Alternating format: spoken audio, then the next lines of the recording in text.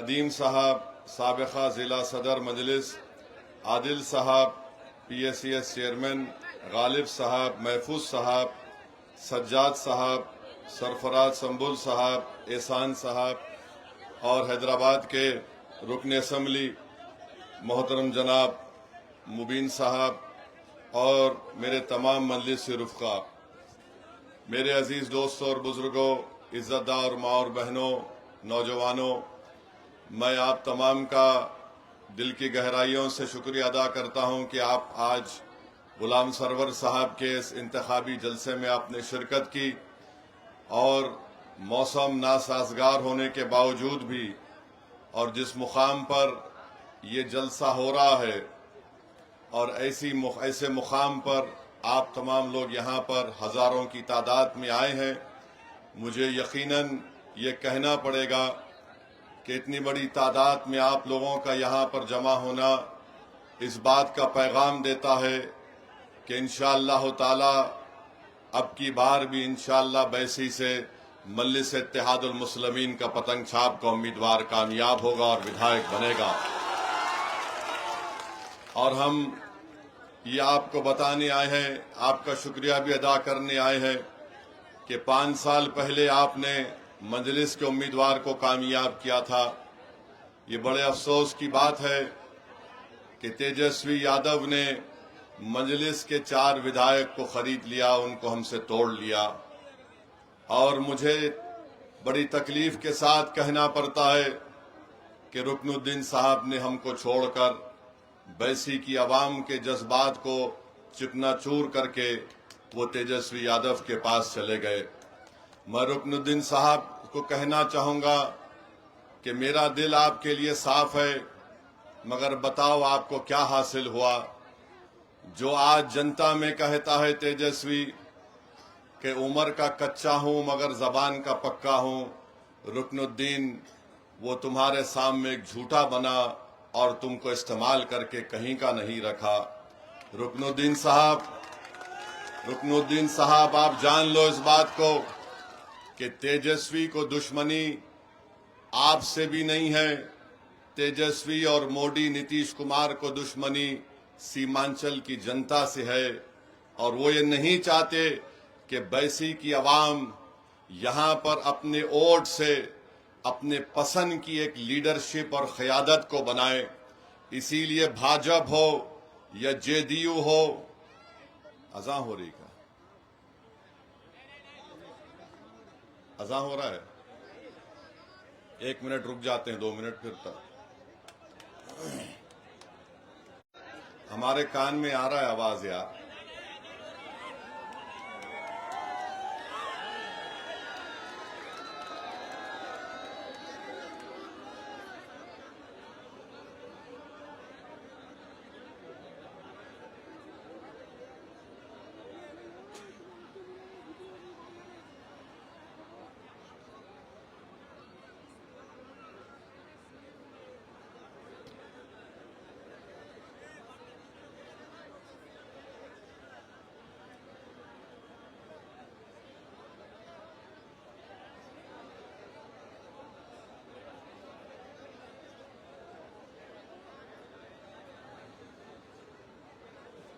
मैं आपसे कह रहा था कि राजद हो या भाजपा हो या JDU हो, वो कभी भी नहीं चाहेंगे कि सीमांचल की जनता से इंसाफ हो। वो इस बात को हरगिज कबूल करने के लिए तैयार नहीं है कि सीमांचल में मजलिस इत्तेहादुल मुस्लिमीन की एक सियासी आवाज और लीडरशिप आपकी वोट और दुआओं से बन जाए। और इसीलिए उन्होंने ये साजिश रचाई और इस साजिश में सबसे बड़ा मुजरिम अगर कोई है तेजस्वी यादव के बाद, तो जो कि हार्ट का शाहनवाज है और इंशाअल्लाह आप देखेंगे उसकी जमानत जो कि हार्ट की आवाम उसकी जब्त करवाएगी इंशाअल्लाह ताला। मगर मैं आपको बताना चाह रहा हूं कि तेजस्वी ने सबको इस्तेमाल किया और सबको इस्तेमाल करके छोड़ दिया। रुकनुद्दीन साहब आपने क्या हासिल किया? मैं आज भी आपसे अपील कर रहा हूं, आप अपनी इज्जत को और अपने मुकाम को बचा लीजिए। जो आपका इस्तेमाल किया और फिर सीमांचल की जनता को धोखा देने का काम तेजस्वी यादव ने किया। रुकनुद्दीन साहब घर में बैठ जाइए, दुआ करिए कि गुलाम सरवर यहां से कामयाब और कामरान हो जाए। मेरे दिल में कोई चीज नहीं है, मेरे दिल में सिर्फ एक जुनून है कि मैं मरने से पहले सीमांचल की जनता के से इंसाफ को देखना चाहता हूं। मेरे जिंदगी के अल्लाह ने मुझे बहुत चीजों से नवाजा, अल्लाह ने मुझे इतनी नेमतों से नवाजा कि मैं सोच भी नहीं सकता। मगर मैं अल्लाह से यही दुआ करता हूं कि परवरदिगार जिंदगी का शमा मेरा बुझने से पहले मेरी इस ख्वाहिश को भी पूरा कर दे कि मैं अपनी जात के लिए नहीं, इस सीमांचल के गरीब और मजलूम अवाम के लिए अल्लाह से दुआ करता हूं कि परवरदिगार यहाँ पर आपकी एक सियासी लीडरशिप बन जाए जो हमारे मरने के बाद हमारा जिस्म और हमारे जिस्म की हड्डियां इस जमीन में खाक हो जाएंगी, मगर हमको इस बात का इत्मीनान होगा कि हम दुनिया से तो चले गए, हमारी आंख बंद हो गई, मगर हमने इत्तेहाद का एक ऐसा परचम यहाँ पर कायम किया जो 100-200 साल तक आने वाली दुनिया में आपकी आवाज और आपकी क़ियादत करता रहेगा। तो मैं यही बात आपके सामने कहने को आया हूँ। और मैं कल कोचा दामन में इजहार रजवी साहब के घर जाकर उनसे मिला, उनको गले से लगाया और मैंने कहा, इजहार रजवी साहब, तेजस्वी ने तो आपको छोड़ दिया था, मगर मैं आपको छोड़ने वाला नहीं हूं। मैं आपके घर को आया हूं, आपसे मिलने के लिए आया हूं। और मैं उनको गले से लगाया और अपनी दिल की शिकायत उनके सामने किया। तो रुकनुद्दीन साहब, हम आपसे भी कह रहे हैं, सोचो थोड़ी देर के लिए, सोचो थोड़ी देर के लिए ये बैसी की जनता को क्या मिला। 6 बार सुभान साहब यहाँ के विधायक बने, उन्होंने क्या काम करवाया बैसी में, हमको बताओ। लोग ये तमाम राजद, बीजेपी के और हर सियासी पार्टी का नेता बोलता है ओवैसी बहरिया है। यकीनन मैं बहरिया हूं, मैं हैदराबाद से आया हूं, मगर मुझे ये तो बताओ कि तुम 6 मर्तबा के विधायक हो, तुमने बैसी में क्या किया? आप तो मंत्री थे ना सुभान साहब, अल्लाह ने आपको राहत पुनर्निवास का मंत्री बनाया था, राहत पुनर्निवास का मंत्री बनाया था। आपने क्या किया बताओ? मोदी और नीतीश कुमार, तुमने बैसी की जनता को धोखा क्यों दिया? आज मैं आपसे पूछना चाह रहा हूं कि एक ताराबारी का ब्रिज का काम 10 साल से चल रहा है, मुकम्मल नहीं हुआ। बताओ मोदी, बताओ नीतीश कुमार, ये तुम्हारी सीमांचल से नफरत की निशानी नहीं तो क्या है? और बैसी, सुनिए आप थोड़ी देर के लिए मेरी बात को, और बैसी को नरेंद्र मोदी की सरकार ने एस्पिरेशनल ब्लॉक में इसका नाम लिखा।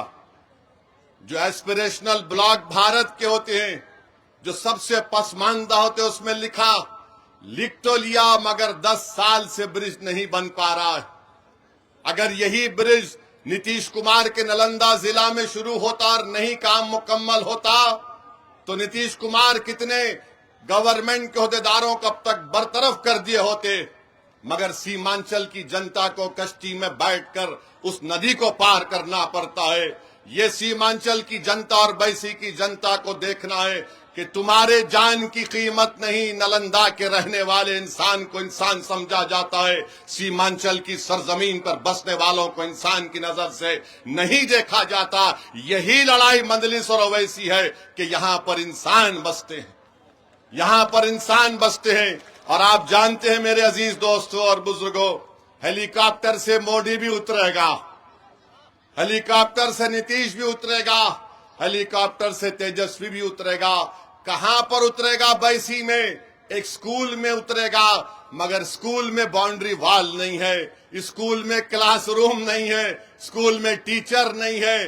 बड़े बड़े नेता अपना हेलीकॉप्टर उतारते हैं स्कूल की बिल्डिंग में, मगर स्कूल की बाउंड्री वॉल नहीं है। ये सीमांचल से तुम्हारी मोहब्बत है भाजपा और नीतीश कुमार और राजद के लोगों, बताओ हमको। सुभान साहब, आपने 6 मर्तबा यहाँ की जनता ने आपको विधायक मुंतखब किया, आपने क्या दिया? हाँ, आज दे रहे हैं, दौलत बांट रहे हैं। दौलत बहुत बांट रहे हैं अब्दुल सुभान, ठीक है, कोई बात नहीं। जिस जनता का तुमने खून चूस कर दौलत कमाई, आज तुमको खर्च करना पड़ रहा है। खूब खर्चो सुभान साहब, जितना खर्च सकते खर्चा करो सुभान साहब। मगर 11 को अंदर जब पोलिंग बूथ में जाएगा हमारी बेटी, हमारी माँ, हमारी बहन, हमारा बुजुर्ग, तो बटन दबेगा पतंग छाप पर ही सुभान साहब, इंशाअल्लाह ताला। और अगर कोई ले रहा है तो भाई लो, ख्वाजा का लंगर है, लूट के लेकर जाओ। आज आप दौलत निकालने पे मजबूर हो गए। मैं आपको बता रहा हूं, बैसी ब्लॉक इंशाअल्लाह गुलाम सरवर को कामयाब करिए। ये ताराबारी का ब्रिज का काम शुरू होगा और खत्म भी होगा, और अगर नहीं शुरू होगा तो सुन लो, पटना में बैठने वाले जालिमों, यहां पर चक्का जाम करने के लिए ओवैसी खुद आकर बैठेगा इंशाअल्लाह ताला। मेरे अजीज दोस्तों और बुजुर्गों, क्या ये बात सच नहीं है? क्या ये बात सच नहीं है कि बैसी के नौजवान बच्चों को पंजाब और दिल्ली ले जाने के लिए रोड पर बसें खड़ी रहती हैं? रोड पर बसें खड़ी रहती हैं, और कब आती हैं बसें? रमजान की ईद के बाद और बकरीद के बाद। मुझे कहते हुए बड़ी तकलीफ होती है कि जो हमारा बच्चा रमजान के 30 दिन रोजे रहता है, उसको ये दिल्ली और पंजाब के लोग बंधुआ मजदूर की तरह उसको इस्तेमाल करते हैं, उसको पैसे देते हैं एडवांस कि ये ले, रमजान गुजार ले और बस में बैठकर चल हमारे पास। बताओ फिर कौन सा काम बीजेपी और नीतीश कुमार और सुभान साहब ने किया? वो नौजवान अपनी जवानी को बर्बाद करता है, लेबर के तौर पर काम करता है। वो क्या फन सीखता है? अगर बीमार पड़ गया तो वापिस आ जाता है, अगर काम खत्म हुआ तो वापिस आ जाता है। वो कोई ऐसा फन भी नहीं सीख सकता कि यहां पर आकर कुछ छोटा मोटा कारखाना खोल सके। मेरे भाई, ये हाल बैसी की जनता का यहां की बीजेपी, नीतीश कुमार और सुभान साहब ने करके रख दिया। मैं आपसे वादा कर रहा हूं कि इंशाअल्लाह ताला हम अपने बच्चों को हुनर सिखाएंगे, फन सिखाने का इंतजाम यहां पर करेंगे। स्किल डेवलपमेंट का सेंटर यहां पर खुलना चाहिए। आप गुलाम सरवर साहब को वोट दीजिए। और मैं आपको बता रहा हूं, छोटे छोटे बच्चों को लेकर यहां पर ट्रैफिकिंग होती है। क्या हो रहा है यहां पर? कौन है ये लोग जो हमारे नौजवानों को तो बर्बाद कर रहे हैं, हमारे मासूम बच्चों से भी खिलवाड़ करने की कोशिश कर रहे हैं? ये मैं नहीं कह रहा हूं, सुप्रीम कोर्ट का एक फैसला है, जाकर पढ़ लो गूगल के ऊपर। उस केस का नाम है बचपन बचाओ आंदोलन। सुप्रीम कोर्ट में केस पड़ा कि बच्चों को ले जाकर उनके जिस्म से उनके गुर्दे निकाले जाते और दुनिया को बेचा जाता है। उन बच्चों के जिस्म से क्या क्या चीजें निकाली जाती हैं, ये बचपन बचाओ आंदोलन सुप्रीम कोर्ट का केस कहता है। बताओ बैसी की आवाम, सीमांचल की आवाम, क्या तुम इस चीज को बर्दाश्त करोगे कि तुम्हारे मासूम बच्चों को ले जाकर इनसे खिलवाड़ किया जाए? बताओ मेरी माँ और बहनों, अगर वो बच्चे तुम्हारे होते हैं, अगर बच्चा किसी माँ बाप के सामने गिर जाता है तो माँ के मुंह से निकलता है मेरी औलाद, और बैसी में इस तरह की हरकत की जा रही है, कोई पूछने वाला नहीं है। गुंडा राज यहां पर चल रहा है। आप गुलाम सरवर को कामयाब करेंगे तो इंशाअल्लाह ताला हम पूरी कोशिश करेंगे ये जो लोग इस तरह की हरकतें कर रहे हैं, इनको रोका जाए। आप जानते हैं कि महानंदा बेसिन का काम जब शुरू होगा तो नदी के अतराफ में जो घर हैं, खेत हैं, उसको नुकसान पहुंच सकता है। क्या सुभान साहब लड़ेंगे? क्या ये बीजेपी का उम्मीदवार लड़ेगा? ये तो बुलडोजर लगा के तोड़ देगा। सुभान साहब बोलेंगे बेटा मुझे क्या मालूम, मुझे तो कुछ पता ही नहीं, मैं इतना ज़ईफ हो चुका हूं। तो महानंदा बेसिन के काम को भी देखना है। गुलाम सरवर लड़कर आपसे इंसाफ करवा सकता है। मेरे अजीज दोस्तों और बुजुर्गों, इस बात को याद रखिए। और आप जानते हैं कि जो रास्ता है कुतिया पंचायत और आराबंडी में, वहां पर नदी कटाव है। सुभान साहब, आप मंत्री थे, राहत पुनर्निवास के तो आपने क्या काम किया बताओ? आपने कोई काम नहीं किया। फिर अभी मुझे बताया गया कि सोता टोली से मथुरापुर जाने का रास्ता नहीं है, पुल अगर डालेंगे तो आधे किलोमीटर में तय हो जाएगा। पुल नहीं होने की बिना पर बैसी की जनता को 20 किलोमीटर का लंबा सफर काटना पड़ता है। अगर आप गुलाम सरवर को कामयाब करेंगे इंशाअल्लाह ताला, ये सोती टोला से मथुरा पुल का काम शुरू होगा। फिर मथुरापुर से चमन टोली, इतना बड़ा काम नहीं करवाए। बताओ रुकनुद्दीन साहब, आप तेजस्वी से जब कुछ बात करे तो ये तो पूछ लेते थे, मगर आपने वो भी नहीं किया। मगर इंशाअल्लाह ताला मैं आपसे वादा कर रहा हूं, ये जो मसाइल मैंने आपके सामने बैसी की आवाम के ताल्लुक से रखे, और फिर यहां पर बीमार हुए तो पूर्णिया सदर अस्पताल जाना पड़ता है। टीचर, डॉक्टर, गवर्नमेंट के अहदेदार अगर बैसी में आते तो बोलते यार ये तो बड़ा हमारे लिए सख्त जगह है, हमको यहां से जाना है। क्या ब्लॉक में रिश्वत आम नहीं हो चुकी है? क्या रिश्वत भ्रष्टाचार आम नहीं हुआ है? गुलाम सरवर साहब, आप भ्रष्टाचार को खत्म करेंगे? आप वादा कर रहे हैं, आप खून चूसने नहीं देंगे बैसा की जनता का, आप रोकेंगे इसको? बोलिए, रिश्वत रोकेंगे? बिल्कुल रोकेंगे सर, आपके नेतृत्व में बिल्कुल रोकेंगे इंशाअल्लाह ताला। ये रिश्वत आम हो चुकी है। और किसी को पूछा गया उस ऑफिसर से, अरे बोले वो तो सबका हिस्सा है, उसमें किसका हिस्सा है? बोले पूर्व विधायक का भी है, उनका भी है, हम सब मिलकर खाते। हम हैदराबाद में कहावत है कि पूरे चोर मिलकर गांव बांट लिए। मेरे भाई, इसका खात्मा करना जरूरी है। और मैं आपको बता रहा हूं, फ्लड मैनेजमेंट सिस्टम नहीं है, सैलाब आता है। क्या ये बात सच नहीं है कि बैसी विधानसभा में साल में कम से कम 2 से 3 महीना ये इलाका पानी में डूबा रहता है? बोलिए, हाथ उठाकर बोलिए। जो आपके इलाके को साल में 2-3 महीने पानी में डुबोते देखकर कुछ नहीं करता, तो 11 तारीख के दिन उसको पानी में आपको डुबाना पड़ेगा अपने वोटों से। पतन छाप पर बटन दबाकर आपको कामयाब करना पड़ेगा। और मैं आपको सीमांचल की हकीकत बता रहा हूं। मैं सीमांचल में गाड़ी में सफर करता हूं, और जहां कहीं नमाज का वक्त होता है तो नमाज के लिए अब जाता हूं। मैं नमाज पढ़ के जब निकलता हूं तो 2 चीज देखता हूं। एक, हमारी माँ और बहनें दूर से खड़े होकर देखती हैं। बच्चा 7 साल का होता, पुकार के बोलता पतंग छाप वाला है।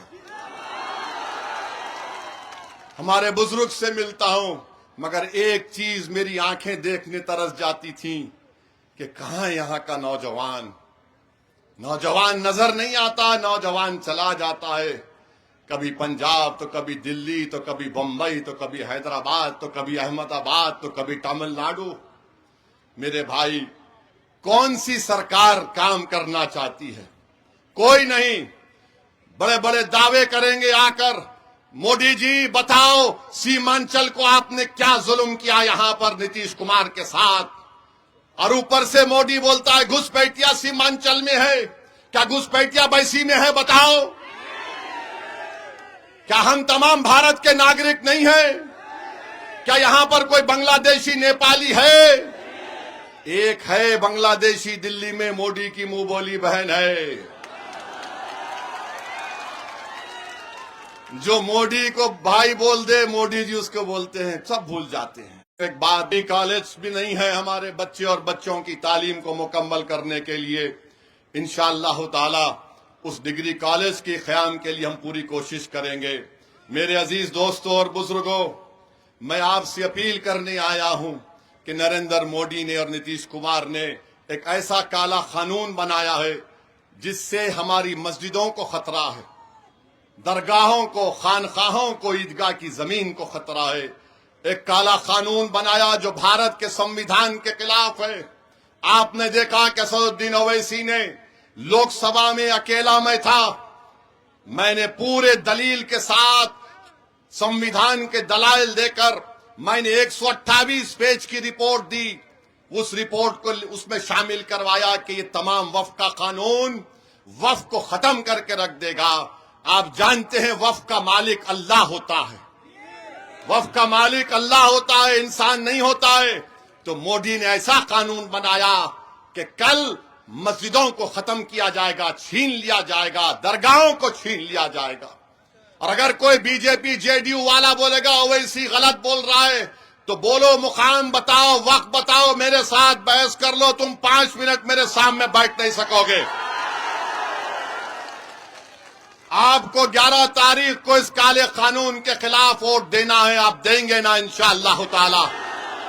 जो कानून वक्फ के खिलाफ जिसका मालिक अल्लाह है, मोदी कह रहे हैं कि नहीं मैं ऐसा कानून बना रहा हूं।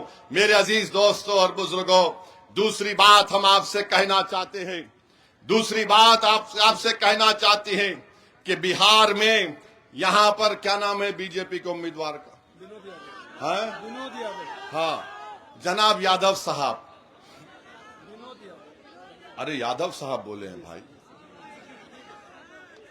समझा करिए, बात बहुत दूर तक जाएगी। अरे ये तो सीमांचल की सरजमीन है, यहां पर हंसे तो लोग समझ जाते क्या इशारा है।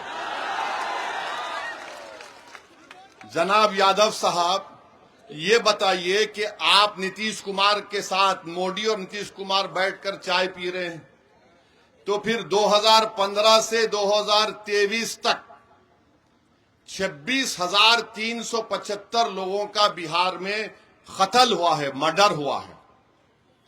8 साल में यानी हर साल 3,200 के करीब लोग मरते हैं बिहार में। मोदी जी, ये कौन सा प्रदेश आपने कैसा बना दिया यहां पर कि यहां पर हर साल 8 साल में हर साल 3,200 लोग का मर्डर होता है। मोदी जी, और सुनो राजद वाले तेजस्वी, इस बिहार प्रदेश में 2 जंगल राज हुए। एक लालू परिवार जब मुख्यमंत्री थे वो जंगल राज, और दूसरा जंगल राज जो चल रहा है नीतीश कुमार, तेजस्वी और मोदी के साथ। 26,375 लोग यानी हर साल 3,200 लोग मरते हैं, और मोदी जी आके बोलते हैं हम वो कर दिए, हम ये कर दिए। वो सुनिए, वो यूपी के बाबा आते हैं, बाबा ऐसा कर दिए। अमा यार, यहां पर तो 3,200 मर रहे हैं, क्या हो रहा है बिहार में, इसके बारे में कोई नहीं बोला जाता। और आखिरी बात सुनो तेजस्वी, तुम्हारे बगल में बैठकर मल्ला समाज का नेता बोलता है, मैं उसको शुक्रिया अदा करता हूं। उन्होंने अपने समाज के इत्तेहाद पर भरोसा किया। उन्होंने कह दिया कि हम मल्ला समाज, अगर हमको सत्ता मिलती है तो उप मुख्यमंत्री हमारा होगा।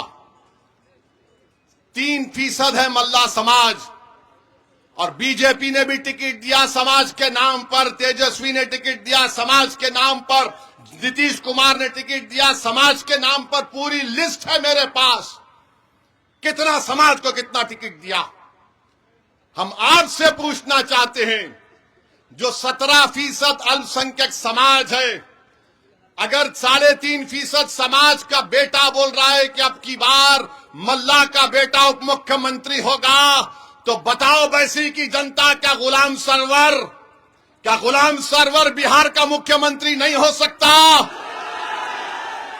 बताओ, क्या गुलाम सरवर, अख्तर अली मान, तौसीफ आलम, सरवर आलम, ये सब क्या बिहार के मुख्यमंत्री नहीं हो सकते? तो आपको एक पैगाम देना है 11 तारीख को, अगर 3.5% वाला समाज का बेटा उप मुख्यमंत्री हो सकता है, तो अब्दुल्ला का बेटा भी मुख्यमंत्री बनेगा इंशाअल्लाह ताला। अब लड़ाई उप मुख्यमंत्री की नहीं, अब लड़ाई मुख्यमंत्री की होगी इंशाअल्लाह ताला। अब लड़ाई होगी कि सीमांचल का बेटा मुख्यमंत्री बनेगा बिहार का इंशाअल्लाह ताला।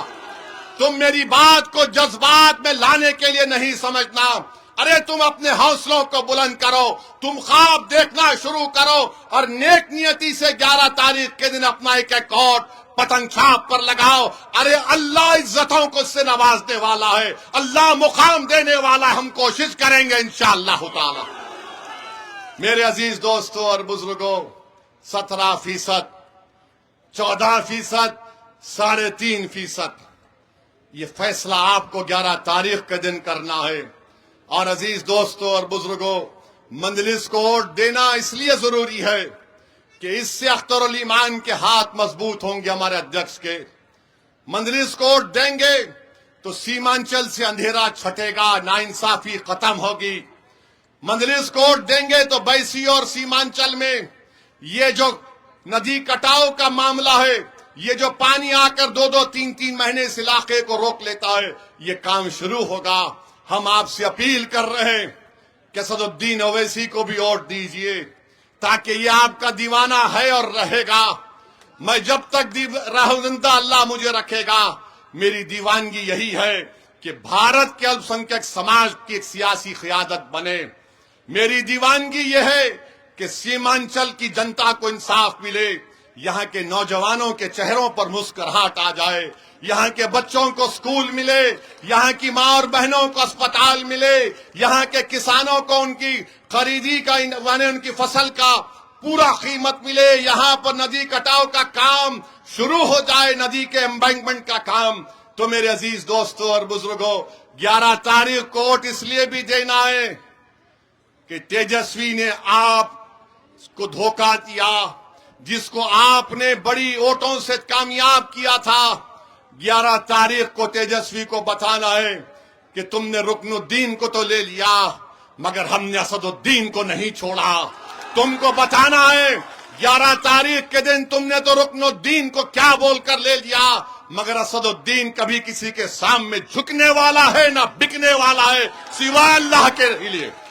तो आपको 11 तारीख के दिन एक पैगाम देना है मोदी को, नीतीश कुमार को, तेजस्वी यादव को, क्या आप देंगे पतंग छाप को वोट?